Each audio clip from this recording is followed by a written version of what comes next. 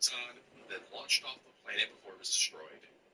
However, unlike other Supermen, Baby Kal-El's rocket malfunctioned, and instead of heading straight to Earth, Kal was flown through a million different suns. This did some pretty bad things to him. So now Kal-El, now going by Kill All, now just wants to kill pretty much everything. So the Batman Who Laughs unleashed him to battle the Justice League, and surprisingly, the League failed. He's able to defeat all of them and is nearly able to kill Superman. He's only stopped by Lex Luthor, who creates a supermassive black hole that sucks him in and kills him. President Superman, first appearing in Final Crisis issue 7, released in March 2009, Kal-El was launched off his homeworld of Krypton and landed on Earth, where he was raised by the Ellis family, and the rest is pretty much your standard Superman story, minus the Kents, Lois Lane, Daily Planet. Kal-El took up the name Calvin Ellis and became his universe's Superman, battling Lex Luthor, Brainiac, and would even form the Justice League. But what's probably the most well-known aspect of him is that in his universe, he became the President of the United States. As president, he's balanced the national budget, formed the Alliance of Nations, had an insanely high approval rating, and even solved the Libya crisis. As confirmed by Grant Morrison, this version of Superman is inspired by both Barack Obama and Muhammad Ali. Superman versus Nicotine. In December of 1980, the Health Education Council teamed up with DC Comics to create a campaign in the UK titled Superman versus Nicotine. This campaign would consist of commercials, comics, and magazine ads. The campaign was all about telling kids about how smoking is bad for you and you shouldn't do it. So in all these forms of media, Superman battles the villainous Nicotine, who's trying to get kids to smoke. On some of the comic and magazine ads, children can sign a pledge to never smoke and mail it in to get a poster and some badges featuring Superman. As for the commercials, which were done by Richard Williams Animation Studio, these showcase Superman defeating Nicotine in various ways, one of which involves him straight up murdering him. Original casting.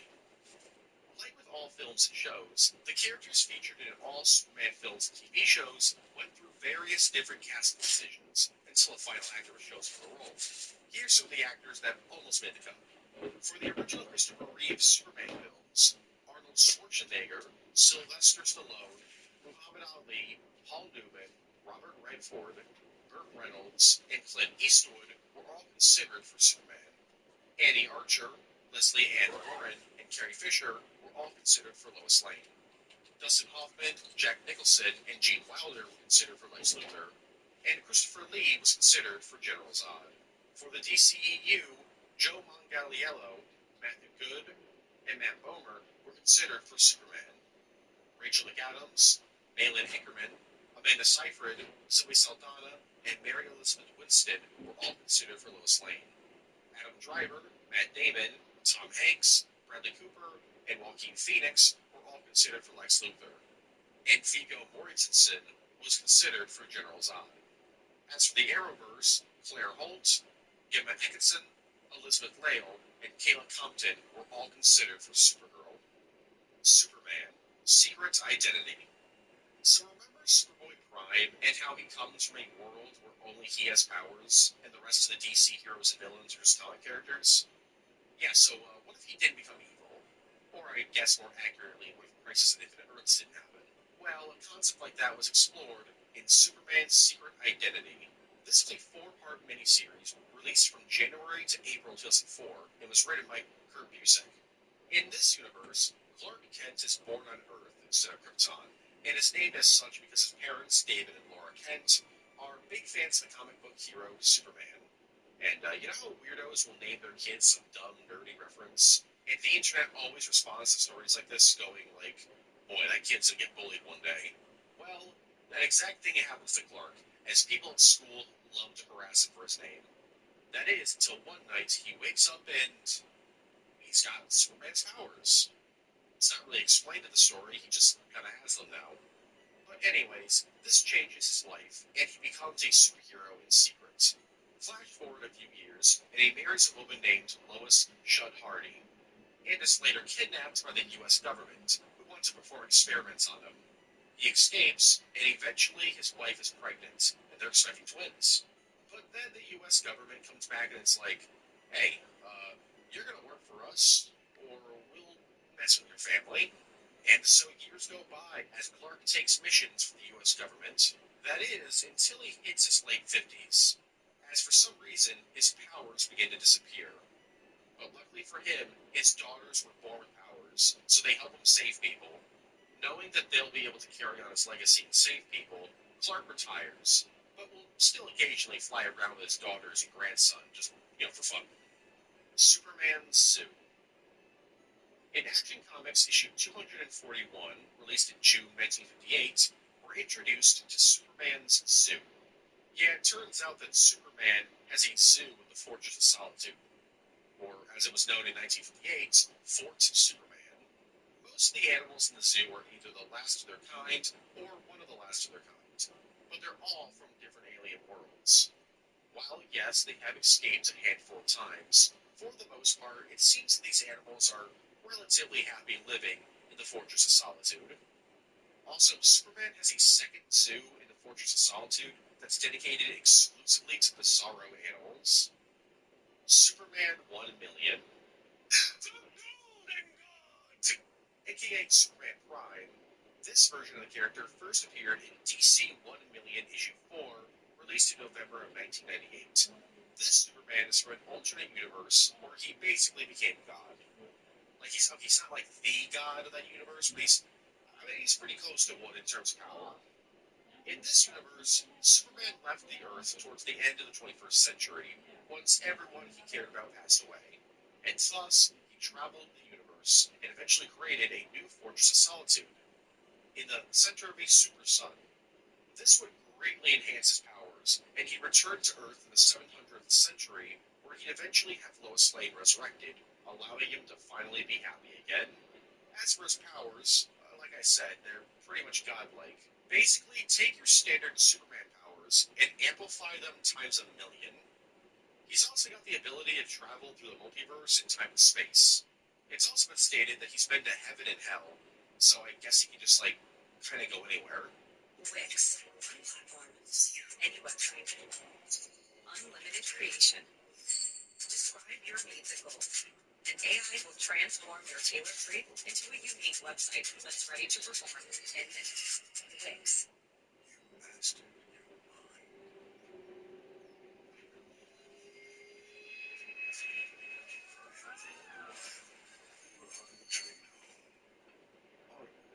There's more to imagine when you listen. I should also mention here that there are theories out there that this Superman is the same Superman from the critically acclaimed series All-Star Superman, as that series ends with Superman living in a sun for a while.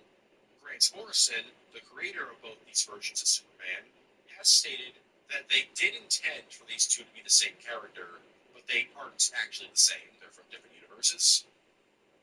Beppo the Super Monkey first appearing in Superboy issue 76, released in October of 1959. Beppo is a Kryptonian monkey that was used by Jor-El to test space flights. Pretty messed up of him to do that, but people on Earth do that as well, so I guess we're no better. Anyways, when Krypton was doing its whole blowing up thing, Beppo hid away on Cal's baby rocket, and so was spared from death. Beppo would just kind of go away for a while until Cal was a kid. He'd return and cause some trouble, so Kal-El was just like, okay, I guess I'll just leave you stranded in deep space as punishment. And so he just kind of stayed there for a little bit. He'd eventually find his way back to Earth and join the Legion of Super Pets, and hasn't really done much since. He has yet to be reintroduced in the main DC continuity, though he has shown up in a handful of alternate universes, like The Last 52, Tiny Titans, DC Super Friends, Batman 66, and the Crypto the Superdog cartoon comics. Also, Kingdom Come for some reason. Stamp Day for Superman. Released in 1954, Stamp Day for Superman is an 18-minute long short film starring George Reeves as Superman, and has the rest of the Adventures of Superman cast reprising their roles. This short film was created due to the United States Department of the Treasury wanting to advertise saving bonds to children. And so the film tells the story of Superman stopping a robbery, and the robber's just kind of like, I gotta steal money. I've never saved any money. And Superman's just like, damn, I guess that sucks, but like, you're going to jail still. Later, Jimmy Olsen and Clark attend a stamp day event and learn about the pros of buying stamps and saving bonds. Superman then saves Lois Lane from a jewel thief holding her hostage, and my god, does he have the most nothing reaction to Superman showing up. No, I don't believe it. Then Superman advertises buying saving bonds to children, and the story just comes to an end. This short was never shown in theaters and was created exclusively to be shown around in schools to educate kids about saving bonds and stamps. Also, this is the only Superman film ever to be in the public domain, due to it being distributed by the US government. So the whole thing is available on YouTube for free. Superman Aliens. Superman Aliens, also known as Superman vs. Aliens, is a three-issue crossover series written by Dan Jurgens and released from July to September of 1995. The story sees Superman and various other Superman-related characters interacting with and battling the Xenomorphs from the Alien and Predator franchise. In this universe, Supergirl is introduced saving Superman's life after he travels to the remains of Krypton upon receiving a distress signal. It turns out that this Kryptonian city is filled with xenomorphs, who arrived via a crashing freighter containing an alien queen. Should also mention here that Superman is powered down throughout the story, as he's incredibly far away from any star. Anyways, Superman and Supergirl eventually get impregnated by the xenomorphs, but are luckily able to remove the chest bursters.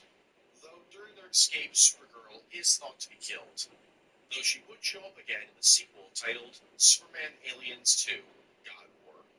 Written by Chuck Dixon and released from May to December 2002, this four-issue miniseries sees Darkseid using a bunch of xenomorph eggs on New Genesis in an attempt to wipe out the New Gods.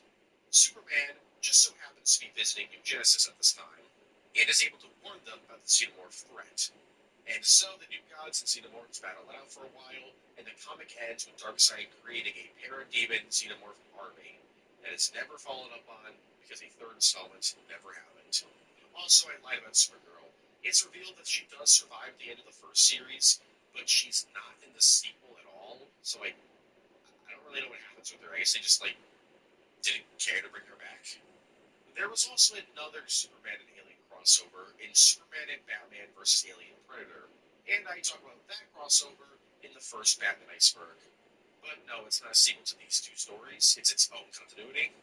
There'd also be a three-issue crossover released from May to July 2000 called Superman vs. Predator, but it's also not in continuity with any of the Superman vs. Alien stories. This story sees a predator tracking down Star Labs who are trying to use some alien tech to end the world. Superman is also trying to take down Star Labs, and so the two butt heads will try to stop Star Labs. Oh, and also there's JLA vs. Predator, which is about the Justice League battling a team of predators who were genetically engineered to have superpowers. It was written by Jonathan Ostrander and released in February 2001. The Coming of the Supermen. Written by Neil Adams and Tony Bedard, The Coming of the Superman is a six-issue series released from April to September 2016. The story is three Kryptonians land on Earth and meet with Superman. These Kryptonians are Bajar, 10M, and 4M. They came to Earth to recruit Superman into a war they're fighting against Darkseid on New Krypton. The four of them then team up to defeat Darkseid, the forces of Apocalypse, and Lex Luthor, who's working with Darkseid. Well, he was working with him until he realized that Darkseid was probably just going to invade Earth after he took over New Krypton. Oh, and the rating is really weird in the story. Never wanted to see Superman say, "What's up?" Also, Superman and Lex Luthor make fun of Darkseid, which is weird, but pretty funny, actually. There's a lot of weird stuff in this story. Probably the strangest bit of it all is when it's revealed that Darkseid's dad was a pharaoh in ancient Egypt, and that the Sphinx was designed after him. Over, man. First appearing in 52, issue 52, released in July 2007, Carl Kent is your standard Superman origin story, except for one little detail. Instead of landing in Kansas, he landed in Sudetenland in 1938, which was occupied at the time by the Axis powers. You see where this is going now, don't you?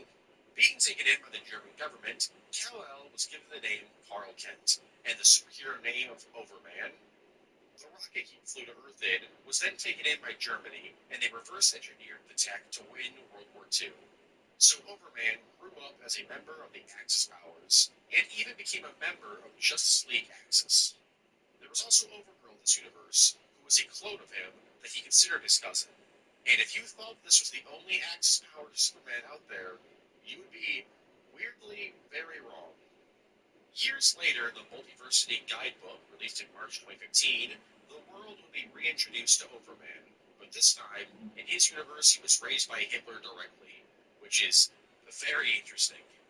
Overman in this universe would help Germany take over the world, and then leave for 3 years. And when he returned, he was like, wait, hang on a second, guys, I think genocide might be a bad thing. But he still continued to work with the Axis powers, so I guess he didn't really care too much about that. I mean, he would eventually feed information to resistance members, which resulted in the X powers being destroyed. But he only did that after like 10 years after returning to Earth. So, again, I guess it wasn't really that big of an issue for him. There's also a lot of other Axis power Superman out there, like her Superman from Earth 8. There's Earth 10 Superman, another Overman from the DCAU, and a dude called Revenge, who is also called the Overman, but wasn't actually an alternate Superman, but I'm going to count him here because he's called Overman and he's part of the Axis powers. There's also an Overgirl and Supergirl in the Ray. There's even a Cyborg Overman. I think that's enough Axis power Superman out there, though. I don't think we need any more. Superman of the Multiverse. First appearing in Final Crisis issue 7, released in March 2009, the Superman of the Multiverse, the superhero team, that is exactly what it sounds like. It's a collection of Supermen from various different universes that teamed up to battle Mandrake and Ultraman. There's been a ton of different members of the team, like Earth 11 Superwoman, the DCAU Superman, Earth 14 Superman, the Just Superman, Conkeddon, Kingdom Come Superman, Sunshine Superman, Red Sun Superman, Super Chief, Captain Carrot, All-Star Superman Sun, and Earth 5 Shazam, just to name a few. But that's not the only multiversal Superman group. There's also the Council of Supermen, who first appeared in Crisis on Infinite Earths Giant, released in February 2020. That features. As an Old Spice hair rescue worker, we're not just rescuing hair health and hairstyle. We're rescuing the man beneath there. It's a real rush. Old Spice styling products promote healthier, fuller, and more moisturized looking hair, all while helping you consistently achieve the perfect look. That's because they're blended with the perfect mix of ingredients for men's hair, and they're available in low, medium, and high holds with matte and low shine finishes. Old Spice styling products leave no residue and wash off your hands easily. Every day is different, but luckily, we've got the best tools out there. Hey, my eyes are down here. Men have hair too. Rescue it with Old Spice styling products. What do you mean? What do you mean? What do you mean? Members, like the Justice Lord Superman, who's evil, so I don't really know why he's working with them. The Adventures of Superman, Beppo the Super Monkey, Arrowverse Superman, and the Superman Returns Superman. Superman 5, aka Superman, the new movie. Reminds me of when Ghost in the Shell did that decades later.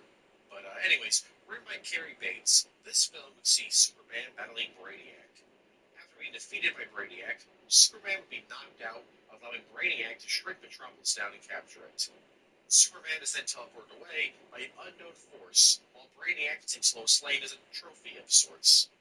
Superman wakes up in a Kryptonian hospital in Kandor, a shrunken Kryptonian city. It turns out that he was rescued by one of Jor-El's friends. Lois Lane is then able to trick Brainiac into freeing Superman, only because Brainiac had no idea that Superman was even still alive. And so the two battle it out again. This time, Superman is able to defeat Brainiac, and the fallen villain demands Superman to finish him, but Superman refuses. So Brainiac then takes a shard of metal and self-bans himself from his Minecraft server, but he's not dead yet. Turns out that Brainiac is actually a robot, and he attacks Superman once again. Brainiac then uses his growing technology to increase his size, while Superman uses it to shrink in size, allowing him to fly straight into Brainiac's brain and stab it with a metal shard. He then uses the growing tech to grow the shard, and Brainiac is then literally ripped in half from his brain. Superman then grows all the shrunken cities back to normal and reveals his identity to Lois Lane. The two agree to get married, and the film ends. So why didn't this film happen? Well, most people believe it's because of how bad Superman 4 was. But that's actually not it. It turns out that Warner Bros. Didn't want this film to happen, due to the show Lois and Clark existing, as it was doing extremely well at the time, and they didn't want to confuse audiences with two live-action Supermen. Also, the film Christopher Columbus: The Discovery and its behind-the-scenes troubles killed the film.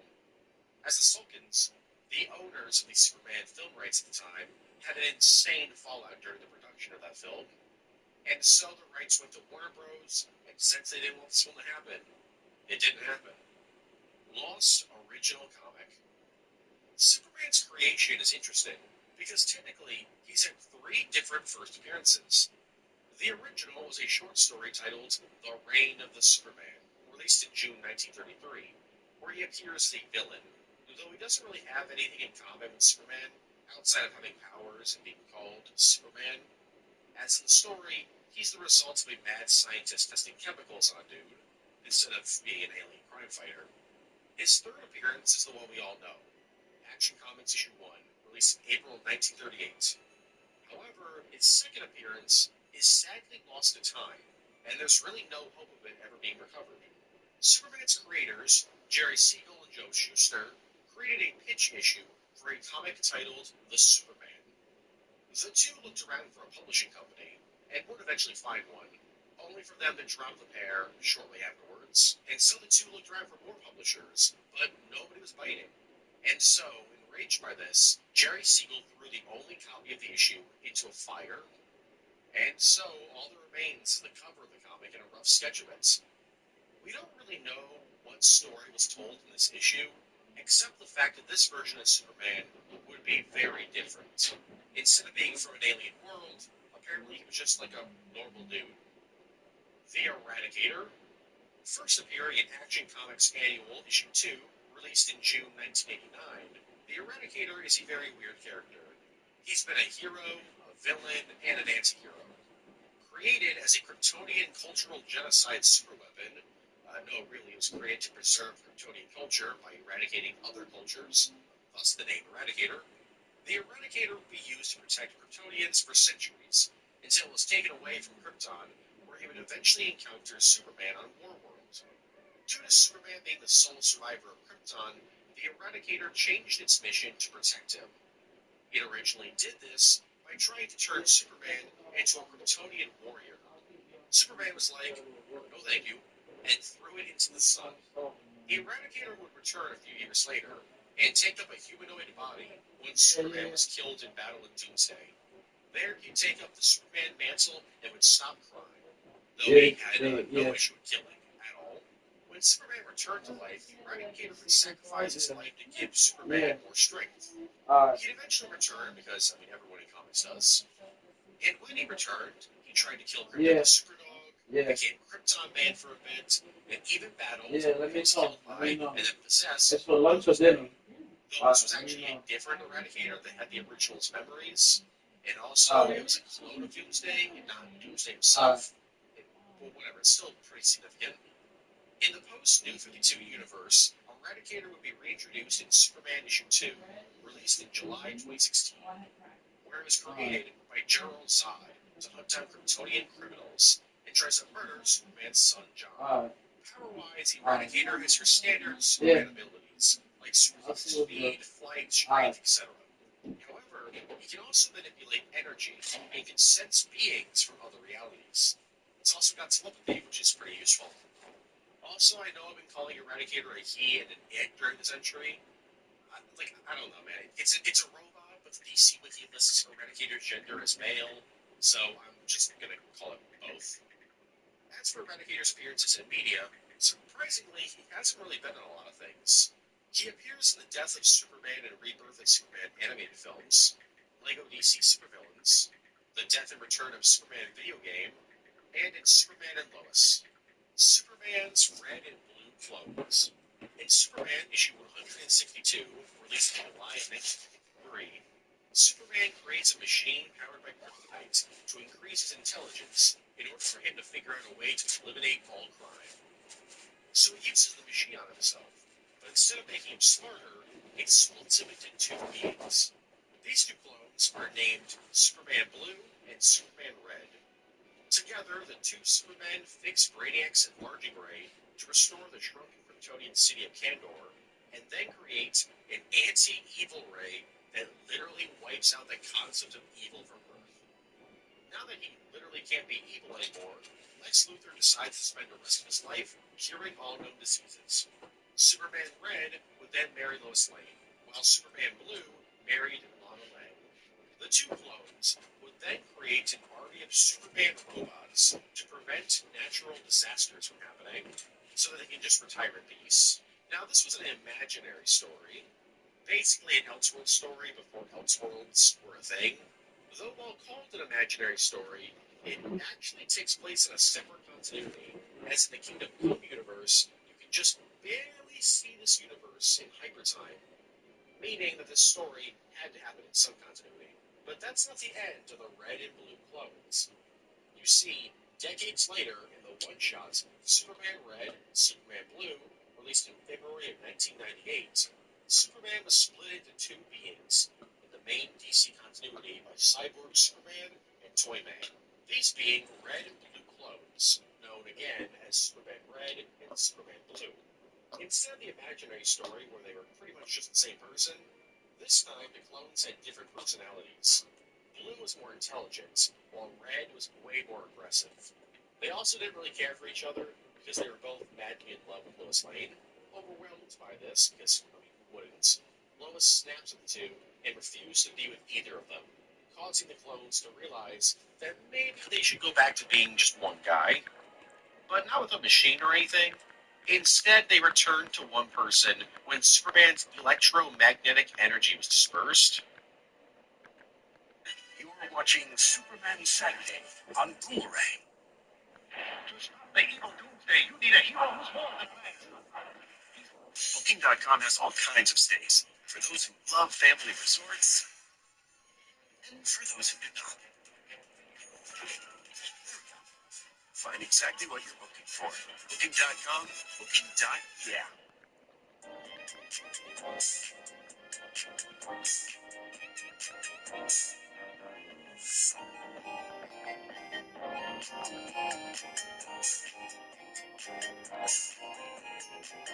Called the greatest, the strongest, the first among heroes. High voltage villain Conduit is powered by kryptonite, but with krypton cannon blasting, Laser Superman bows him down. Conduit will learn to mess with the S. Dreaded Doomsday, the most fearsome force in the universe. Even Doomsday will learn you don't mess with the S. Superman figures each sold separately, blocks not included. We now return to Superman Saturday on Boomerang. Superman, Last Son of Earth. Released from July to August 2000 and written by Steve Gerber, Superman Last Son of Earth is an Elseworld story about what if the Superman origin story was reversed? What if a child was launched from Earth before its destruction to Krypton? Baba? A very different Krypton, as everyone wears biosuits that allows them to live for centuries. In this story, Baba. Jor-El and his not-wife, Lara, discover a baby Ay, called Kent. Mama And Toto. Lara's like, let's leave this baby to die. And Jor-El's like, what? No. He then adopts Clark and starts to teach the kid how to live on Krypton. Krypton also practices arranged marriages, as Jor-El is then arranged to marry Lara, and she hates this. Years go by, and Clark discovers a Green Lantern ring and becomes Krypton's Green Lantern. Though eventually, Clark would return to Earth, as it turns out it wasn't actually destroyed. You see, a meteorite had hit Earth in 1968, but I guess it didn't wipe out humanity, as when Clark arrives on Earth, he discovers that humanity still exists, along with Lois Lane, Jimmy Olsen, and yes, Lex Luthor, who steals Clark's Green Lantern ring in an attempt at becoming all-powerful. 3 years later, in March 2003, a sequel one-shot titled Superman Last Stand on Krypton was released, also written by Steve Gerber. It tells the story of Superman battling Lex Luthor and General Zod during Krypton's final days, as the story ends with Krypton exploding, with Lara and Lois Lane being transported off the dying world as Superman stays behind and dies. Atari Superman 3 video game. One of the earliest canceled superhero video games has to be Atari's Superman 3. Based on the film of the same name, this game was made in 1983 for the Atari 5200. The game was very simple. You take control of Superman and try to stop a supercomputer from firing beams of energy towards different parts of Metropolis. You do this by flying around and firing your heat vision at beams of energy. The game was never completed, though a prototype does exist, as the game was fairly far into production. There's two reasons why this game was cancelled. These being the 1983 video game crash and the poor reception to Superman 3. Superman becomes a furry. In Action Comics issue 243, released in August of 1958, Superman saves a woman who turns out to be a descendant of Circe, a Greek goddess, and she's really into him, inviting him over for drinks, and even asking him to marry her. Superman declines the offer, and then it's revealed that she poisoned his drink with a potion that will turn him into a lion man. And so, during work the next day, Clark turns into a lion man, and is forced to go by the name Super Lion for a bit. Eventually, he's able to figure out a cure to the potion, after discovering that one of the ingredients of the potion was kryptonite. But that wouldn't be the last time Superman would be turned into a lion man. In Superman issue 165, released in November of 1963, the original Circe briefly turns him into a lion man, and even a mouse man, before using her magic to put him under her control for a while. She also asks Superman to marry her, and he again declines. I guess Circe's bloodline is just like really into Superman. In 2008, 50 years after the first Super Lion story, DC would pay tribute to the story as they released a Superman action figure with an interchangeable lion head. Scandalgate. Elseworlds' 80-page Giant, released in August of 1999, included a short Elseworlds story titled Scandalgate, written by Tom Peyer. This story sees Superman as the President of the United States, except his presidential career isn't really doing so great, as he's currently being impeached for, well, not really sure, they don't really say. The story is literally only 2 pages long, but it doesn't actually tell you why Superman's being impeached. Though it seems like it's not that serious of an impeachment, as the only people who seem to really want his impeachment are Superman's enemies, like Lex Luthor, Doomsday, Brainiac, Satanus, Parasite, Bizarro, Silver Banshee, etc. This entire story is actually a parody of President Bill Clinton's impeachment in 1998. Super Martian. First appearing in the Multiversity issue 1, released in October of 2014, this is an alternate version of Superman and Martian Manhunter.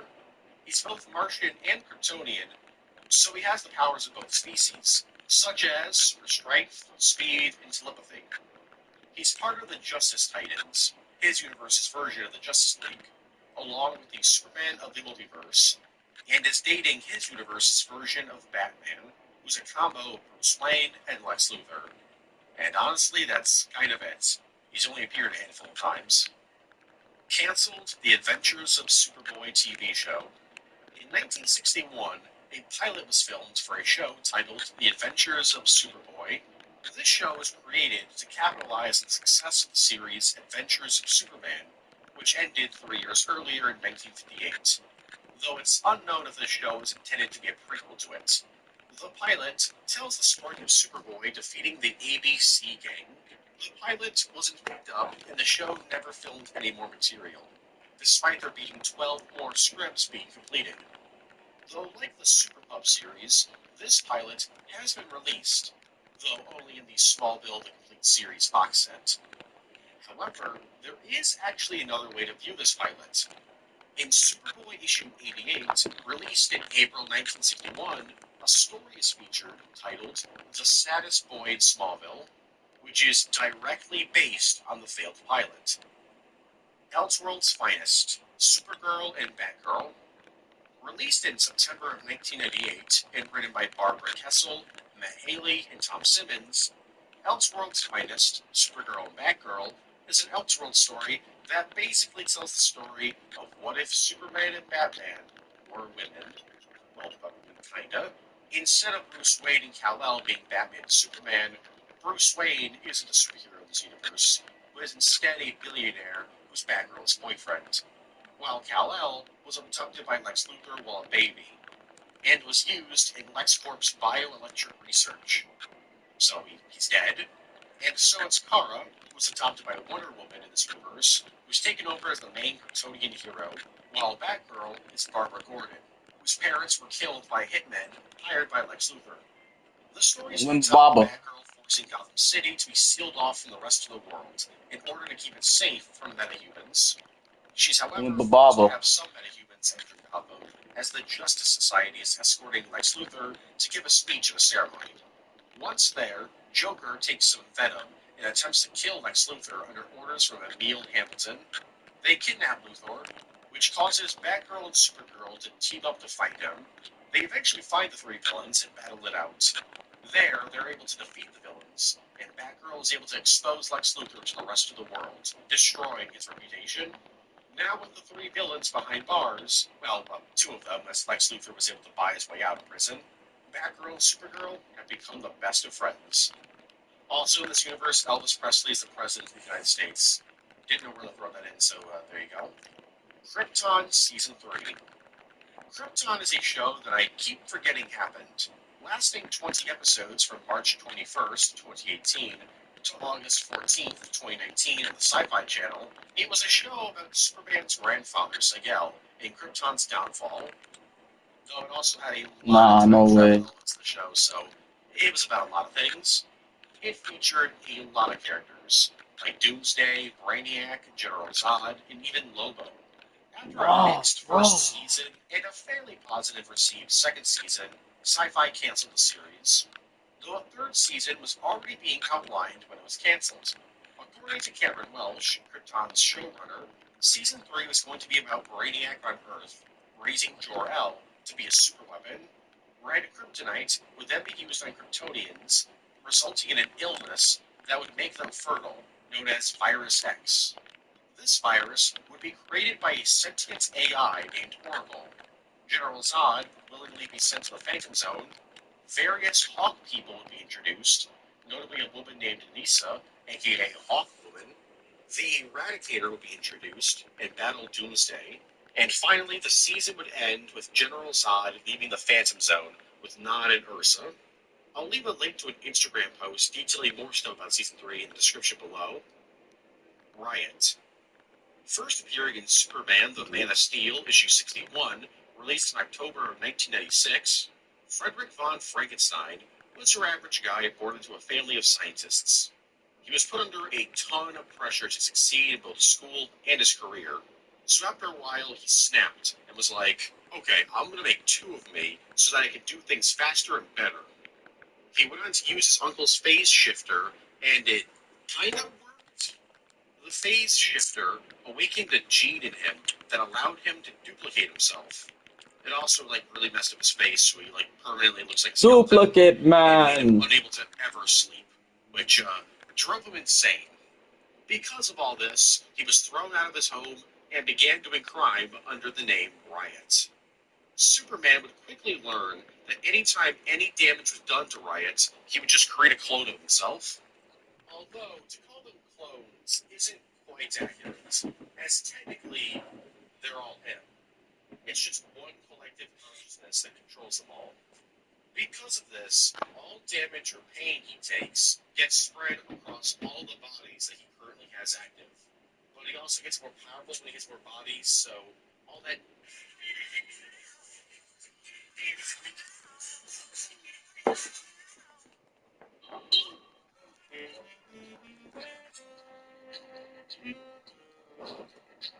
MJ Payne doesn't really impact him.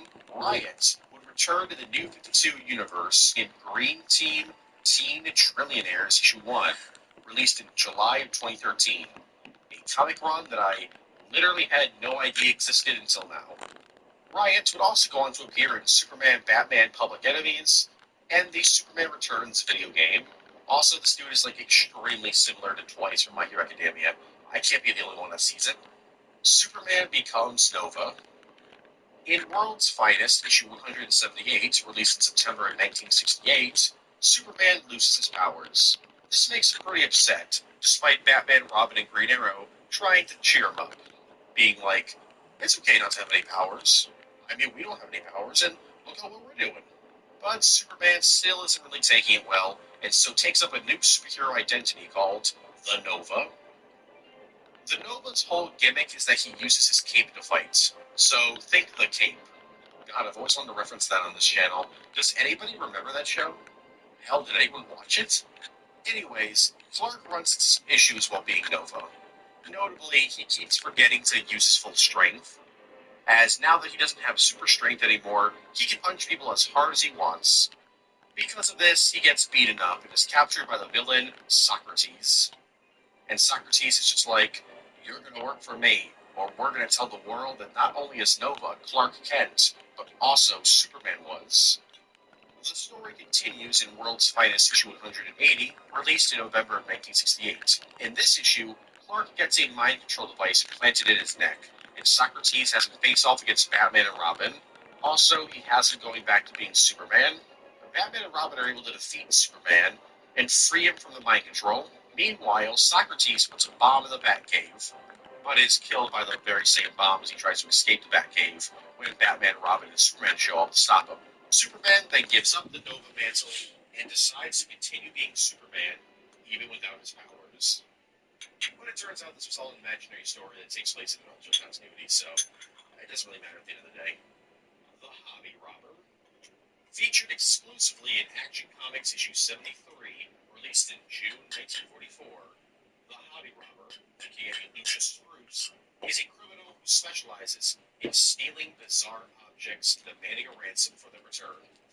No, really, that's it. That's its whole gimmick. If it's bizarre, he wants it. In order to draw him out, Clark convinces Lois Lane to write an article about how much he loves to collect antique clocks. Something that he actually does love doing, at least exclusively in this issue, as this is never mentioned again in the near 100-year history of the character. Anyways, this makes Hobby Robber want to steal his clocks, so he shows up at Clark's apartment to steal the clocks. Luckily, Clark was waiting as Superman, and so he beats them up. Except, no, that's actually not what happens. That would have happened. However, right before this whole thing happened, Clark spots Lois Lane hiding his grandfather clock in order to get a scoop of the Daily Planet. So Clark can't turn into Superman without her figuring out his identity. And so the two are captured by Hobby Robber and are almost fed to his giant carnivorous plants that I guess he just has. My headcanon is that he got these from Poison Ivy, even though she wouldn't be created for another 22 years. Clark is then able to become Superman and takes them out. And as you expect, Hobby Robber has never appeared in anything ever again. There is another Hobby Robber who fights Batman, but he's a completely different character. Where is Thy Sting? Released in 2001 and written by J.M. Dimitize, Superman, Where is Thy Sting? Is a one-shot story that tells the story of Superman's immortality. Because of this immortality, he outlives Lois Lane, which makes him understandably pretty sad. But he doesn't have much time to mourn, as Lex Luthor then shows up and reveals that he was in love with Lois, and that he could have killed Superman before, but he didn't, due to his feelings for Lois. Superman then beats him up, and it's revealed that Luthor is just a robot now. That's when Death himself shows up. Yeah, the Grim Reaper himself shows up to torment Superman for a bit, because he wants to kill Superman, but it's impossible for him. Death gives him a bunch of visions, like the future of the Earth being destroyed by the sun, the universe ending, Lois Lane dying again, and it's a lot for Superman. But then it's revealed that this was all just a dream. Kinda. Superman thinks it was a dream, but Death knows that it actually happened, and is actually thankful for Superman's immortality, as it apparently filled his empty soul. This is a really weird story, but it's got some amazing art. Legacy. In Action Comics Annual, issue 6, released in September 1994, an Elseworld story written by John Bryan is featured that tells the story of Kal-El living on Earth in the 1970s. Except history is a little bit different. You see, in this universe, one of his ancestors, named Gar-El, arrived on Earth during the American Revolutionary War and takes part in it on the side of the British Empire. So the British win the war, and Gar-El's just like, wait a second, why don't I just take over the world?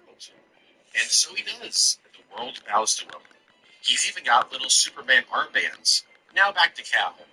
While he's related to Gar-El, he's actually not purely Kryptonian, as generations of species mixing has left him with more human DNA than Kryptonian DNA. He's also just, like, not very happy with the whole regime thing, especially after witnessing his friends trying to R-word this universe's Lois Lane. Also, his dad was executed by Gar-El, so he's got a couple of pretty solid reasons not to really like the regime. Anyways, he joins up with a rebel group that Lois Lane is a part of, and dies. He dies. Dude confronts Gar-El and is like, dude, I don't think we should do the Kryptonian Empire thing on Earth. That's pretty bad. Earth is Krypton. We should let Earth have its own legacy, not just do Krypton again. And some soldiers just start blasting and he dies. Surprisingly, this little speech convinces Gar-El that he was in the wrong, and he changes his ways after burying Kal-El in the sun. And by changing his ways, I mean he just leaves Earth. His regime's still there. Would have been nice if he went back and took it down, but I mean, I guess he was busy flying in space. Anyways, the rebels celebrate, and the world is free. Probably, I think. It's a bird, it's a plane, it's Superman. This is a Broadway musical that was released in 1966. It tells the story of Superman battling Dr. Abner Sedgwick, a scientist who wants revenge on the scientific world after they refused to give him a Nobel Prize 10 times in a row. It was actually very positively received during its initial run, but it made absolutely no money, and for a while was Broadway's single biggest flop. The musical made a comeback in 1975 when it was adapted into a TV special. This TV special was significantly different, though, as not only did it change a lot of the script, some of the villains were changed, and 4 different musical numbers were removed from the story entirely, though a new song was created in their place. This special was very poorly received, and for over 30 years, the musical would be forgotten by most people. That was until 2007, when the musical would finally make a significant comeback as a concert instead of a play. This concert was actually fairly well received, and so the play was resurrected in 2010, 2013, 2014, 2015, and 2016, with the final 3 years being done in Europe, twice in the UK and once in Germany. Rainbow powers. In Superman issue 125, released in November of 1958, Superman discovers an alien ship underneath Metropolis that's causing earthquakes. When Superman touches the ship, it explodes instantly.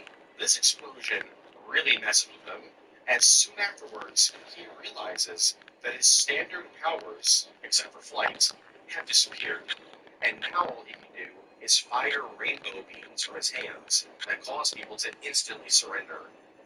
Except that's not actually what they are. While it looks like he's firing rainbows, he's actually shooting out a mini Superman out of his hands that forces criminals to surrender. And this really ticks Superman off, as he's annoyed that all of his original powers have been transferred into that little mini-me, and that the press is more focused on the mini Superman than the original. The final straw for Clark is when the mini Superman starts to stop crime all by himself without the original Superman knowing. Thankfully for Superman, this mini-me ends up dying after sacrificing his life to save Superman from some kryptonite. This causes all of his powers to transfer back into him, and he loses that weird mini rainbow mini power. Superman, True Grit. Released in October 2004 and written by John Cleese, Superman True Grit is basically what if Superman landed in England instead of Kansas. It's also just non-stop British jokes and British stereotypes. The story goes that Kal-El lands in England and is found by the Clark family. Need to crunch the craving? Uber Eats has got you covered. It's easy to order with Uber Eats. Just browse the wide selection, find your favorites, and add to your cart. Tap to pay and tip in the app, and watch your order when it's on the move. Want contact-free delivery? No problem. Unbox and enjoy. What are you waiting for? Order on Uber Eats.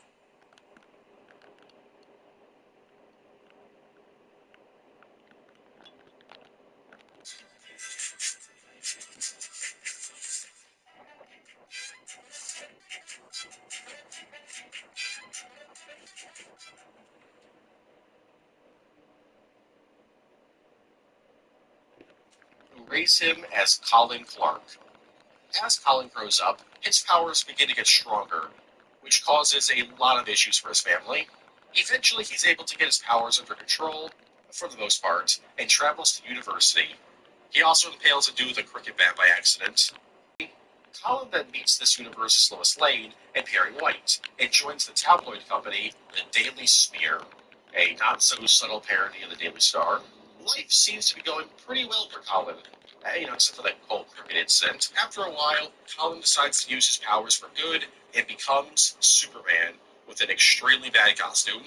Overall, Superman True Grit is a very unique take on the character. Match. First appearing in Superboy issue 35, released in January 1997, Match is the result of what happens when you clone a clone. You see, the evil secret organization, the Agenda, cloned Superboy, which created Match. But since Superboy was a clone of Superman, Match is a clone of a clone. After battling Superboy for a bit and losing, he was thought to be dead for some time, until the Agenda kidnapped Superboy and replaced him with Match. And so Match became a member of the Young Justice for a little bit, until Superboy broke free and defeated him. Match would show up a handful of times afterwards, but with every appearance, he got more and more gross-looking and dumber. This is because of the whole clone of a clone situation. His mind and body began to rot after a while, and so eventually he began to look and act like Bizarro. He would continue to be a threat to Superboy until he was eventually killed by Superboy Prime. Match would make his first appearance in the New 52 universe in Avengers Endgame Himself Squad issue 1, released in May 2021, and he pretty much has the same backstory. Agenda created a clone of Superboy, and now his mind and body are deteriorating. However, unlike his original self, this Match is actually a good guy instead of a villain. This is because Match, for a while, believed that he was the actual Superboy. Even faced with the real Superboy, he refused to believe that he was a clone of a clone. It was also revealed here that Amanda Waller was making clones of Match. So, a clone of a clone of a clone? When it comes to Match's powers, he's got your standard Superman or Superboy abilities, like flight, super strength, super speed, etc. As for right now, Match has only appeared in one piece of media outside of the comics, that being Young Justice. JLA, Shogun of Steel. Released in April 2002 and written by Ben Robb, JLA, Shogun of Steel is an Elseworld story set in feudal Japan in the 14th century. In this universe, Kal-El lands on Earth, but instead of Kansas, he lands in Japan, where he grows up as a Buddhist, and eventually joins a group of rebels to battle against the corrupt government run by Lord Zero, aka Brainiac, who's also a robot. He meets these rebels after saving their leader, Komori, who's this universe's Batman, or Batgirl, or Batwoman, one of the three. Kal-El, or as he's known in this universe, Hoshi, has most of Superman's standard abilities. He's also got some serious skills with a sword. However, when it comes to Brainiac, the whole sword thing doesn't really work, as Brainiac has a sword made out of kryptonite, so the whole sword dual angle isn't really going to work here. But he still tries. He's eventually able to defeat Brainiac with the help of his rebel friends.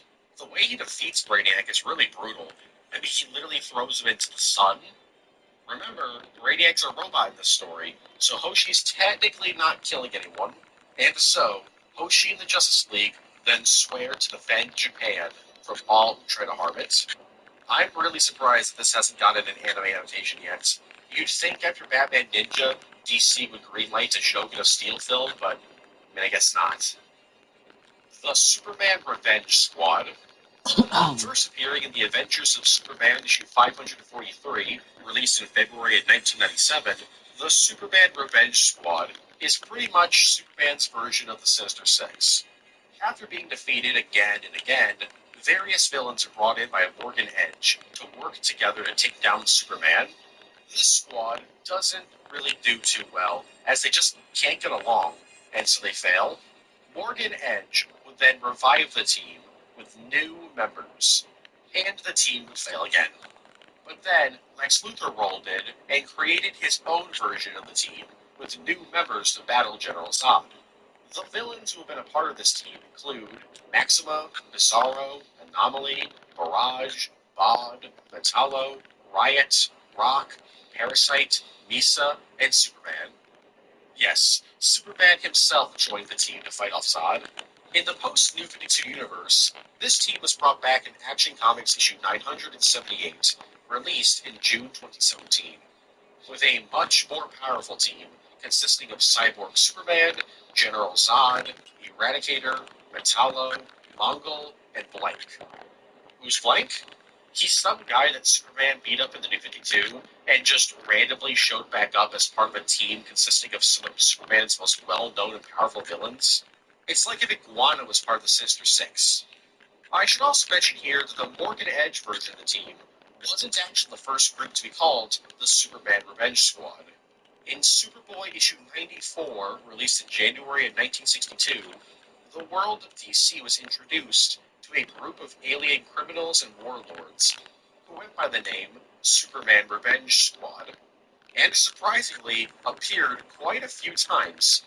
In fact, this group has the most appearances out of every single group calling themselves the Superman Revenge Squad. Lois Lane gets spanked. In Superman's Girlfriend, Lois Lane, issue 14, released in January of 1960, Lois Lane is hanging out in the Fortress of Solitude, and wants to prove to Superman that if they got married, that she'd be safe living there. So, she takes a look through a powerful telescope that gives her some star ray poisoning, and the Superman's just like, I literally just told you a second ago not to do that. Why would you do that? And so, she now has to stay there for 3 days, until the star rays wear off. She's just chilling out at an anti-gravity couch when suddenly a gust of air sends the couch flying, and she's sent crashing into a Superman robot that instantly starts spanking her. That robot presumably spanked her for quite a while, as she literally can't sit down the next morning. But then later, it's revealed that the gust of air was from Superman, who then used his X-ray vision to guide the spanking robot towards Lois. This whole thing was just him trying to convince Lois Lane that living at the Fortress of Solitude would be bad for her. This was also probably the author's poorly disguised fetish. The Master Jailer. First appearing in Superman issue 331, released in January of 1979, Carl Draper was once madly in love with Lana Lang, and so hated Superman, since Lana was obsessed with him. This led to an obsession with Superman, after several attempts trying to win over Lana failed. Over time, Carl would become a security expert that would create prisons and security systems for companies and, well, prisons. He'd end up creating the prison Mount Olympus Correctional Facility. Superman thought he did a pretty great job, and so suggested the prison to be named after Carl. But the press ignored that and called it Superman's Island instead of Draper's Island. To make matters worse, the reporter who came up with that name was Lana Lang herself.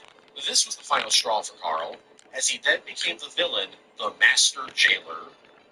Armed with a keychain that absorbs the powers of others, a variety of different holograms, and his expert-level knowledge of traps, security systems, and prisons, Master Jailer battled Superman several times. In the post-New 52 universe, he would make his debut in The Squad, issue 45, released in October 2018, where he'd be forced to join the Squad during a mission to destroy Atlantis. He would then die a few issues later. When it comes to different pieces of media and continuities, Master Jailer has showed up in Smallville Season 11 comics and in Supergirl, which I'd say is surprising, but the Arrowverse seems to really love using Bronze and Silver Age villains. Distant Fires. Written by Howard Chaykin and released in 1998, Superman Distant Fires is an Elseworld story that tells a fun little story about the aftermath of a nuclear war. Because of the massive amount of radiation that's killing the planet, these days are dribbling, shooting, playing ball all day. Basically everything I do, my hands are involved. I need to be able to create a shot, dribble the ball, stop on the dime, do everything. And so making sure that my hands are well taken care of, it's a key for me. I apply motifs as soon as I walk onto the court and right before. all of the surviving superheroes and villains no longer have any powers. This includes Superman, who is pretty much the sole survivor of Metropolis, with the story beginning with him burying Lois Lane, Perry White, Jimmy Olsen, and Batman. Clark lives in the ruins of Metropolis with a giant cat named Kryptonite, and fully expects to live a lonely life fighting giant rats. He reunites with Wonder Woman, who's part of a group of survivors consisting of Guy Gardner, Wally West, Cheetah, Billy Batson, Big Barda, Martian Manhunter, Mr. Miracle, and Joker, who was made sane because of the nuclear war. Superman and Wonder Woman then fall in love, which really ticks off Billy Batson, because apparently he and Wonder Woman at one point were dating. Very weird.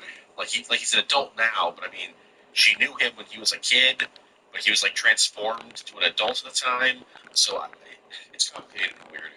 Anyways, for years, Billy Batson plans his revenge as he slowly gets his powers back by saying Shazam every night. This causes the magic Shazam lightning to zap him, but it also slowly gives everybody else back their powers. Eventually, he discovers Metallo, and the two team up to take down Superman. A big old battle happens, and Wonder Woman is killed by Shazam himself. Clark then realizes that Shazam's magic lightning he's been calling down every night has been actually killing the Earth, and now the planet is set to blow up. So he quickly becomes a Green Lantern using the dead Guy Gardner's ring, and uses it to create a spaceship for his and Wonder Woman's son, Bruce Kent. He launches Bruce into space, and that's the end. They all just are destined to die on Earth. Moral of the story? Nuclear war? It's pretty bad. Mr. Z. First appearing in Superman issue 51, released in January of 1991, Mr. Z is an immortal being that loves to collect souls and gems, like he's playing Skyrim. He attempted to capture Superman's soul, but due to him being an alien, it blew up the gem and knocked Mr. Z out. During this confrontation, Mr. Z mentioned to Superman how they had first met each other during World War II, which really confused Superman because this version of the character landed on Earth well after the Second World War.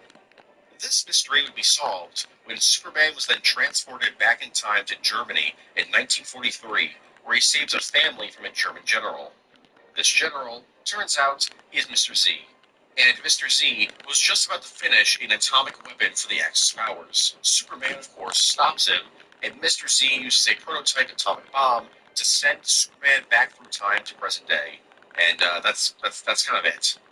As of right now, Mr. Z hasn't appeared in the post-New 52 universe. In fact, outside of one other story about him being trapped on a tropical prehistoric island with Superman and a bunch of cavemen, including a really hot cave woman named Lola La, he hasn't really done much. Although I should mention here that Mr. Z's first appearance may not have actually been Superman issue 51, but instead Superman issue 19, released in December of 1942. Because in this story, Superman battles a criminal who attempts to murder Lois Lane and a random dog. This criminal is named Oscar Lanchester, and his supervillain name is Mr. Z. I don't think the two are related at all, but it is weird how there's two different Superman villains named Mr. Z. Real World Superman, released in June 2000 and written by Steve Vance, Real World Superman is an alternate universe one-shot that tells the story of Eddie Dial, a nerdy store clerk living in the 1960s. He has a rivalry with a street punk named Pete, and after confronting Pete for being a bad boyfriend to Betty, a girl that Eddie likes, Pete beats the crap out of him. But instead of beating him to a pulp, Pete brings him to a bar and basically makes Eddie drink until he passes out. When he wakes up, he's got a Superman tattoo on his chest, and for whatever reason, everyone in town turns against Eddie and are disgusted and angered by the Superman tattoo. Wanting revenge on Pete, Eddie breaks into his apartment, only to then be arrested and sent to prison, where he's almost beaten to death for the Superman tattoo. While in prison, the warden offers him a deal: join him in stopping crime, and he can be let go. And he takes the deal, and he immediately beats up Pete, and quickly, the Superman tattoo becomes a symbol against crime. Eventually, though, he starts getting soft on crime, which really annoys the higher-ups of prison. So they turn on Eddie, sending him into a trap, and he's almost beaten to death. Years later, Eddie passes away due to a heart attack, right after writing his life story, which is what the comic was.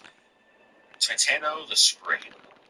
First appearing in Superman issue 127, released in February of 1959, Toto the chimpanzee was your average chimp. That was until he was launched into space one day as part of an experiment.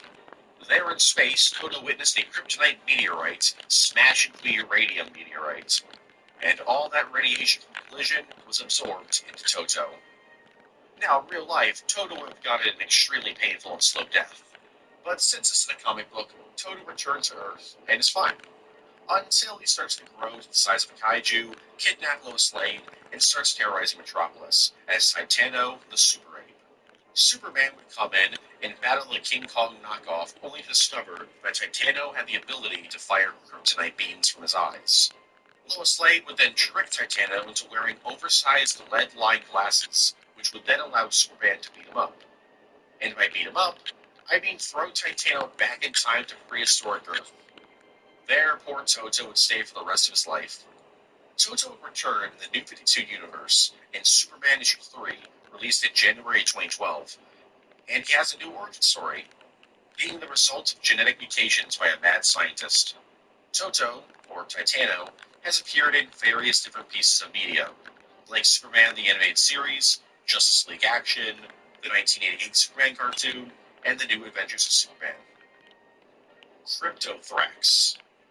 Only appearing in Tales from the Dark Multiverse, Dark Knight's Metal, released in February of 2021, this creature, known as Cryptothrax, is actually Superman.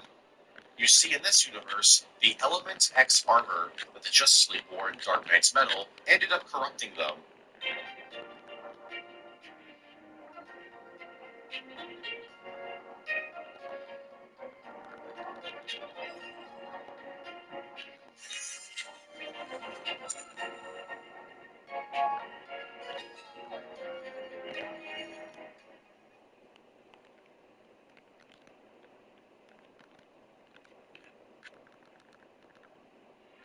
It's called a bicycle, but will anybody ride it? The automobile is here, but horses are here to stay. I don't know. Who would actually use that? People said it was not possible to fly from here. It's unclear. Commercial air travel will never take off. I give you going to launch on one. Totally useless. Do we really need personal computers? No. Never. No, it actually is not. It is so-called information supervised. Shop online. Yeah, the web is full of scams. Come on, electric vehicles will never happen. It's just, they're being efficient. Yeah. Cryptocurrencies are not a stable form of value. It's just don't work.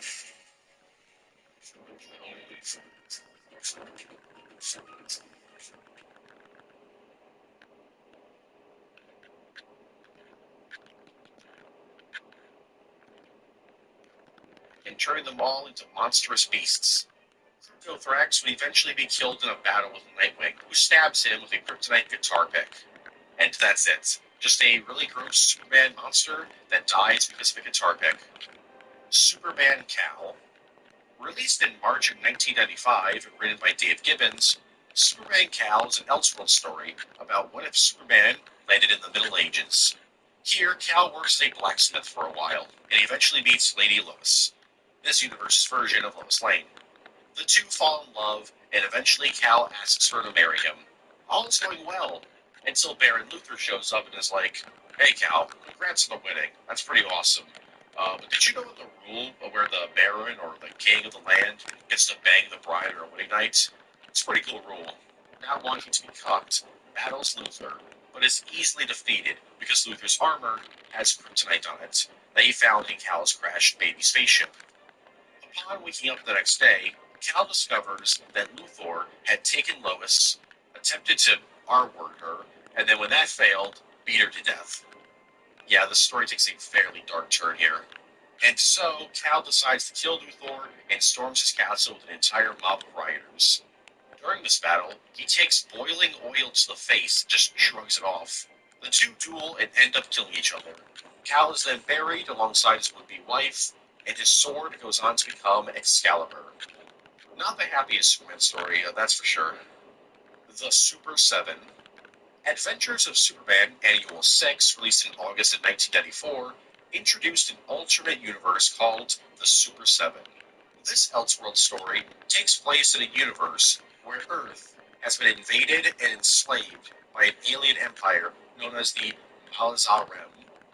They were only able to take over the Earth when they announced to the planet, "Hey, if we see a metahuman, we're going to kill 1,000 civilians." This turned the people of Earth against every single hero out there. Mostly because Hal Jordan then led a team of heroes to free Coast City from the aliens.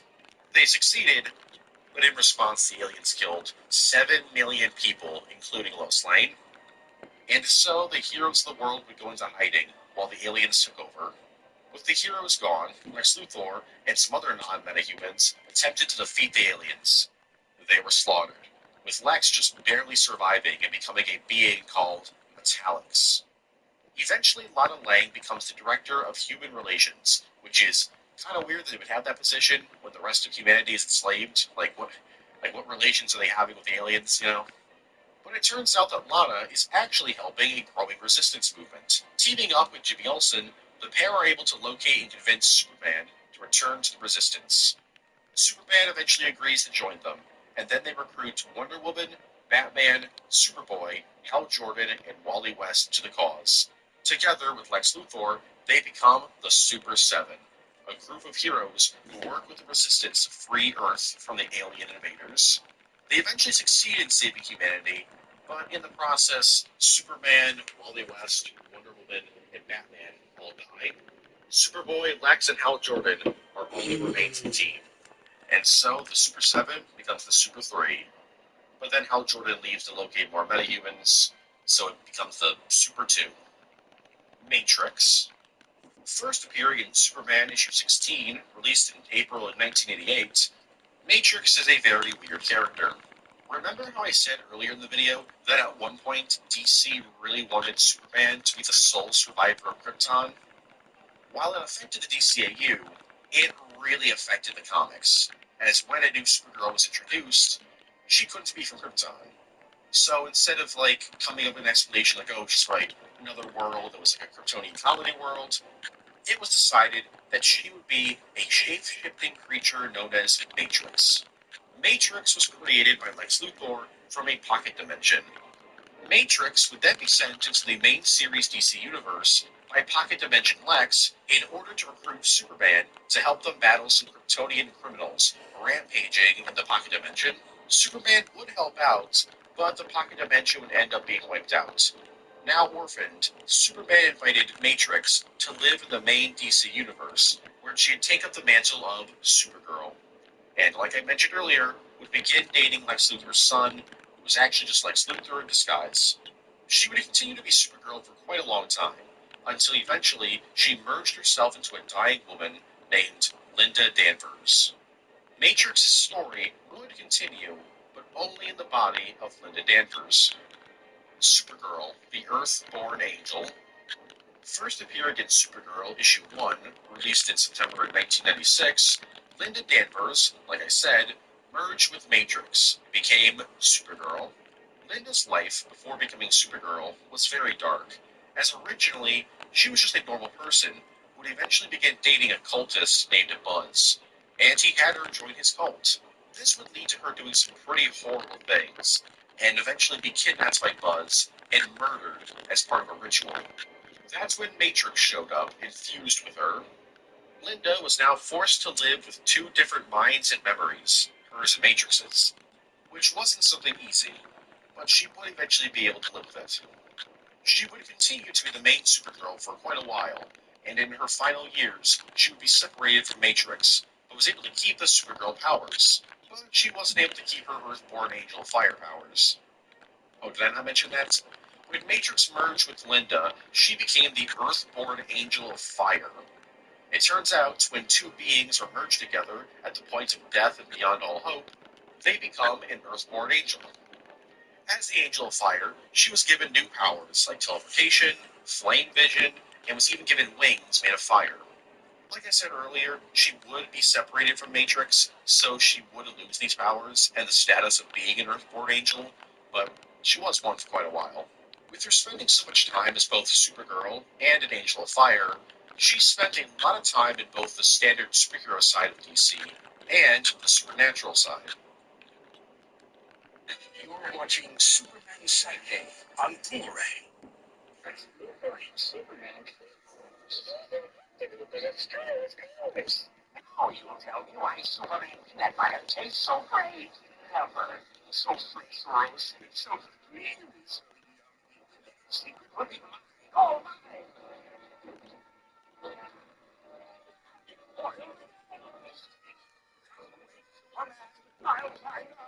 Superman Peanut Butter. Its strength is its great taste. We now return to Superman Saturday on Blu-ray. Superman Emergency Squad. First appearing in Superman's pal Jimmy Olsen, issue 48, released in November of 1960, the Superman Emergency Squad is a group of Kryptonians who live in the shrunken city of Kandor, who will occasionally come out of the city to help Superman or Supergirl. They all look identical to Superman, and pretty much have all of Superman's abilities, though because they all live in the city of Kandor, they're all extremely small. There was even a Supergirl emergency squad created at one point, made up entirely of Supergirl's fan club. There was even once a Bizarro emergency squad after Bizarro cloned Kandor. Cancelled Krypton spin-off show. In June 2019, it was announced that Krypton would be receiving a spin-off series based on Lobo. It would be produced by Cameron Welsh and star Emmett J. Scanlan as Lobo. However, 2 months after it was announced, Krypton was cancelled alongside the spin-off series, so it didn't really have much of a life. Supergirl becomes a werewolf. In Adventure Comics issue 387, released in December of 1969, a woman named Dr. Sanford tells Supergirl that she'll make a serum that'll make her immune to kryptonite. Supergirl tries it out, and it actually works. But it also turns her into a werewolf. Well, not a complete werewolf, because she doesn't immediately maul Dr. Sanford, but she looks like one. So she continues her normal life as best as she can. She even has a human mask made for her. Shortly after this, some astronauts need saving, and so Superman goes and saves them. But the rocket explodes, which somehow opens up a rift in space and time. An alternate universe Supergirl then enters through the rift, and it's revealed that in her reality, Earth 387, everybody looks like a werewolf. And when the Supergirl of that world took the same serum that this universe's Supergirl took, it also made her immune to kryptonite, but it made her look like a normal human. Dr. Sanford from the normal universe and the furry universe then compare notes and create a serum that turns their Supergirls back to normal. The werewolf Supergirl returns to her reality and the day is saved.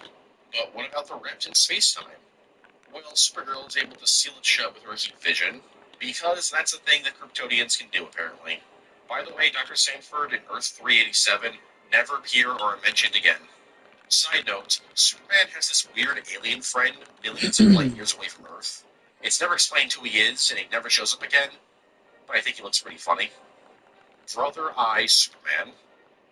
First appearing in the New 52 Future's End FCBD Special Edition, released in June 2014, this alternate universe version of Superman is a cyborg zombie controlled by the rogue AI Brother Eye. In this universe, Brother Eye was created by Batman and Mr. Terrific to protect humanity. But like so many other rogue AI stories, Brother Eye comes to the conclusion that humanity is the ultimate threat against humanity, so it begins to kill every single humanoid on the planet. But instead of just leaving them dead, Brother Eye uses nanomachines to revive the dead and turn them into obedient cyborg zombie soldiers. Pretty much everybody in this universe is either killed or turned into cyborgs. Blue Beetle, Jon Stewart, Barry Allen, Captain Cold, Grifter, Wonder Woman, Booster Gold, Satana, Aquaman, and yes, even Superman. As a cyborg zombie, this Superman still has a decent amount of his old abilities. However, his new nanotech gives him a ton of abilities he didn't have before, like an arm cannon and super intelligence. He's also got 4 robotic walker legs, which is pretty cool. Superman Peanut Butter. In 1981, Sunnyland Refining Company and DC Comics teamed up to produce Superman Peanut Butter. This was actually DC's first ever licensing deal for a brand of food. This was a fairly new food company, though, so DC, Warner Bros., and Sunnyland themselves were a bit worried that this peanut butter brand wouldn't be able to compete with the other, far more popular established brands. Their worries were put to rest, as when Superman peanut butter made it to store shelves, it became a huge hit. This was because, while Sunnyland wasn't really a super well-known brand, Superman was.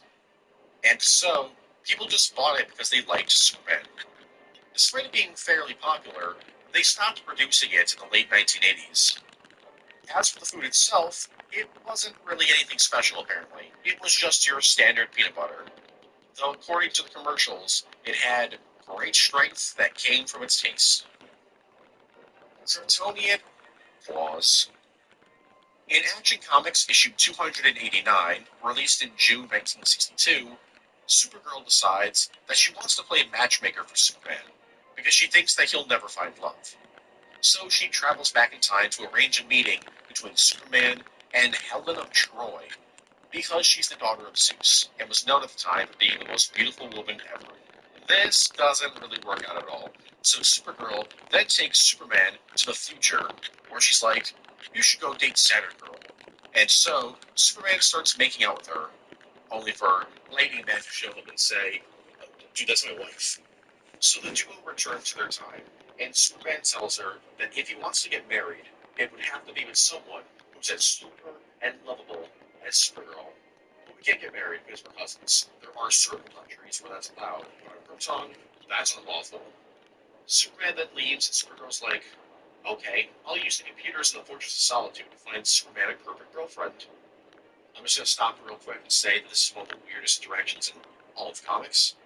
Anyways, she's able to discover a woman who would be perfect for Superman, named Luma Line from the far-off planet of Starl. Turns out that Luma is a superpowered being that looks just like Supergirl if she was a little bit older. And the pair actually hit it off pretty well, until they discover that the sun's yellow solar rays are killing her. So Luma is forced to return to her home world, and Supergirl gives up trying to get Superman later. Decades later, in JLA JSA, Virtue and Vice, written by Jeff Johns and David S. Goyer, and released in February 2003, Power Girl randomly makes out with Superman, which confuses the hell out of him. Now, why did she do this? Well, it wasn't her. Well, I mean, it was her, but it was the Druid lust. No, not that lust. Possessing Power Girl. Still weird. Very weird. But, not as weird as if she was, like, in full control. Does the Kryptonian cousin-in-law include alternate universe versions? Would that even count? I don't know. Let's just hope that DC Comics never does anything like this again, because this is just really weird. Jeb Bush. In October of 2015, U.S. presidential candidate and political loser Jeb Bush was asked who his favorite Marvel heroes were. Instead of answering the question, he said he would like to own Marvel because of his love for capitalism, and he liked the movies. He then said Batman was his favorite, and that Melissa Benoist's Supergirl was hot. In response to this, Melissa Benoist stated that she doesn't really know what to think of this quote, and that she's glad that Jeb Bush decided to watch the show. I don't think he did, though. I'll be completely honest with you, this doesn't really fit on the Superman iceberg, but I thought this was really funny, and it's my video, so it's going in. Please clap. Get a Tarkovsky Superman cartoon. In 2013, animation legend Genndy Tartakovsky was hired by Warner Bros. And Cartoon Network to develop a series of Superman shorts for the Cartoon Network block, DC Nation. Sadly, the project never made it past concept art, as the project was cancelled early in development. Superman meets Al Capone. In Superman issue 142, released in January of 1961, while attempting to travel back in time to figure out Titanium's height so that Perry White can write a story for the dating planet, Superman ends up landing in the 1920s.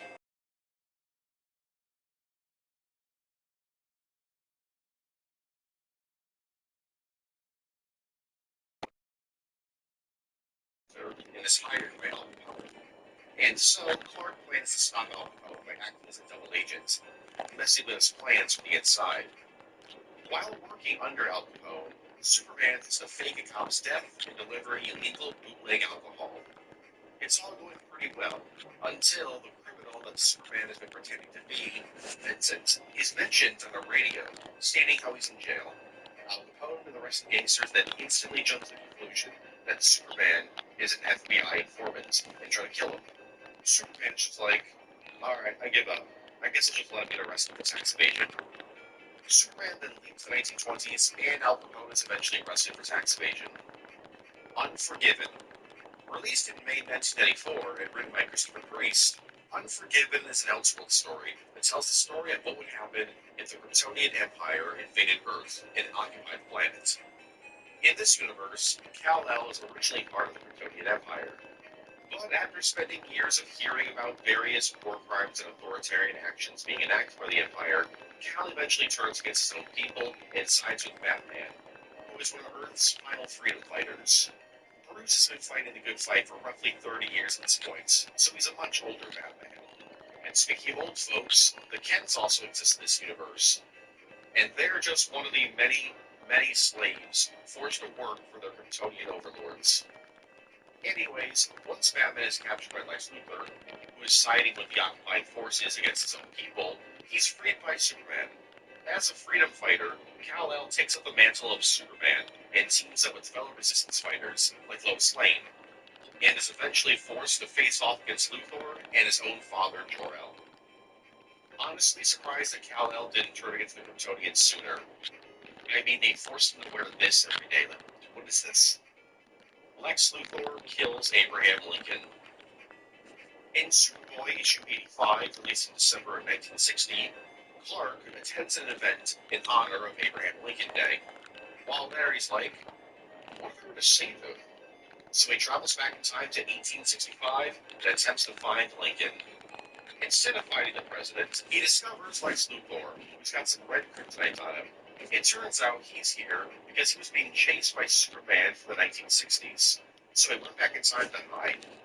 And so, Clark isn't able to warn Abraham Lincoln in time, as Luthor has him trapped, thinking that Clark's only in 1865 to capture him. It's only after Lincoln is killed that Lex Luthor realizes why Superboy was here in the first place. And he's just like, oh God, I prevented you from saving Lincoln. I may be evil, but I respected him. He then lets Superboy go and feels extremely guilty for what he's done. While he failed here, there is actually a story where Superman was able to save Lincoln's life. In Superman issue 146, released in July of 1961, he attempts to go back in time to stop Atlantis from sinking, and he's actually able to do it. He decides to travel throughout history and prevent tragedies, with the assassination of Lincoln just being one of them. However, he then realizes that this was actually an alternate universe, and so that the Lincoln in his reality is still killed by John Wilkes Booth. The Supermobile. A lot of people online will make fun of the fact that Sonic the Hedgehog has a car in certain racing games. Like, why would he need one? The dude's the fastest thing alive. Surprisingly, nobody ever talks about how Superman also has a car. Not like, Clark Kent's car. I mean Superman's car, the Supermobile. First appearing in World's Finest, issue 77, released in July of 1955, the Supermobile was created by Batman as a gift for Superman. But it wasn't like a friendly gesture or something. He kind of had to, because in a recent battle with a villain named Professor Pender, Batman and Superman were were both zapped with a ray that caused them to switch powers. So Batman got powers and Superman lost his. So Batman converted the Batmobile into the Supermobile for a brief period of time. Years later, in Action Comics issue 481, released in March 1978, Superman would get an actual Supermobile. After losing his powers for a brief period of time, Superman was once again forced to use a vehicle. But this Supermobile was a lot different than the one that Batman created. This vehicle could replicate most of Superman's powers, like flight, super hearing, super breath, X-ray vision, and even super punches. After this story, it would occasionally be used, but it would eventually fall into obscurity, which I think was something DC was okay with, as Cary Bates, one of the creators of the Supermobile, claimed that it was only created in the comics to promote the Corky Toys toy line. Sand Superman. First appearing in Superman issue 233, released in January of 1971, Sand Superman is a bizarre creature known as a Cormer. It was created when a portal was created after a nuclear meltdown occurred in the middle of the desert. Superman attempted to stop the meltdown but failed, and so, when the explosion happened, it knocked him out. He'd eventually wake up and discovered that due to the explosion, he no longer had any more weaknesses. After he left, a Cormer emerged from the portal and attached itself to the imprint Superman left in the desert, creating Sand Superman. It would follow Superman around for a few and absorb some of his energy, which resulted in Superman losing bits and pieces of his powers over time. After a while, the Sand Superman comes to the conclusion that only one Superman can exist in this reality. Superman then is just like, dude, if you're not going to get my powers back, you'd at least like save Metropolis from villains. And Sand Superman's like, nah, I'm good. Wanting his powers back, Superman was then given most of them back by I Ching. This almost kills Sand Superman. Wanting his powers back, he would attempt to take them back again, but was eventually forced to work with him in order to stop a monster. After stopping it, Sand Superman was like, alright, Supes, I'm gonna take your powers now. But then I Ching showed up and was like, wait, if you fight Superman, the Earth will blow up. And so, Sand Superman is like, oh, I'm sorry then, I'll leave. With only half of your powers. And so he returns to the dimension with half of Superman's powers. Since then, the idea of Sand as Superman has been toyed around a bit, like in Action Comics Future's End, where we see a reality where Sand as Superman is created from the aftermath of one of Superman's final battles. But in this reality, he's a good guy. Mike Flanagan's Superman film. In November 2022, it was revealed by director Mike Flanagan that he had actually met with Warner Bros. In 2017 to discuss possible projects for him to work on. This would ultimately lead to him working on the film Dr. Sleep, but according to Flanagan, he had showed up to the meeting to discuss a potential horror film starring Clayface and a potential Superman project. As of right now, nothing is known about what the Superman project would have been. Could it have been Man of Steel 2, a reboot, an Elseworlds project? At the moment, nobody knows except Mike Flanagan and those that he met at Warner Bros. Horrible 90s costumes. In the 1990s, a lot of characters in both Marvel and DC went through some radical design changes, and a lot of them were pretty bad. Superman and some of his related characters were hit pretty hard with these redesigns. For example, in Superman Doomsday Hunter Prey, Superman is given a new costume called the Mother Box Armor. This armor can heal any of Superman's wounds and even teleport him to anywhere he wants. He's also got a lightsaber that plugs into his thigh strap, but when it comes to like looks, it screams action figure. Oh wait. Also, there's the black suit he wore when he returned from the dead. And I know that people like it now, I'm fine with it personally, but what I'm not fine with is the idea of Superman packing heat. Power Girl also went through some weird design changes, like this one, with the yellow open chest swimsuit and the sweater collar. She also had this one, which was inspired by her Atlantean heritage, because for a while, Power Girl was retconned into actually being an Atlantean, except it was later retconned that she wasn't actually. General Zod on the Squad. In 2017, a very strange thing happened to the 2016 David Ayer film Squad, where after freeing General Zod from the Phantom Zone, Amanda Waller had the squad beat him up, which they were actually able to do, due to the fact that Zod wasn't at full strength. He would then be imprisoned by Amanda Waller and have a bomb planted in his head, meaning that yes, for a brief period of time, General Zod was forced to join the Bye Bye Man Yourself squad. This wouldn't last very long, as while Zod did work with them for a few, he was eventually like, nah, I'm good, and used his laser vision to remove the bomb from his head. And afterwards, he wasn't very happy and began fighting the squad. The Feral Man of Steel. Released in June 1994 and written by Darren Vincenzo, The Feral Man of Steel is an Elseworld story that tells the story of what would happen if Kal-El ended in the jungles of India instead of Kansas. The story begins with Kal-El, or as he's known in this universe, uh, KLL, and is almost killed by a tiger named Khan. He's then rescued by some wolves, and the pack raise him as one of their own. As he grows up, he befriends a Black Panther named John Baja and starts to develop his powers. One day he returns home to find that his wolf family is dead, killed by some hunters. Kal-El beats them up and flies away. He then kills Khan the tiger and skins him, wearing his body. Later, when Lex Luthor and Lois Lane arrive in India during an expedition, Kal-El leads an animal army to wipe them out. The attack is called off when Kal-El is like, wow, Lois Lane is pretty. If you haven't figured it out by now, this story is heavily influenced by Tarzan and the Jungle Book. Lex then captures Kal-El and attempts to use him to assassinate Queen Victoria so that he can take control of England. Kal refuses, fights Lex, and Lex is killed by some dude named Sir Richard, who is a real person, by the way. Kal-El is then named to Clark and is taken in as a member of the British Empire and becomes a colonizer. No, really, that's the ending. He spreads the British Empire around the world. What a happy ending. Superman XX. First appearing in Superman issue 181, released in November of 1965, Clark Kent T-5477, aka Superman XX, is the Superman of the year 2965. He's got most of Superman's standard abilities, but he's also got one major advantage over his 20th century ancestor.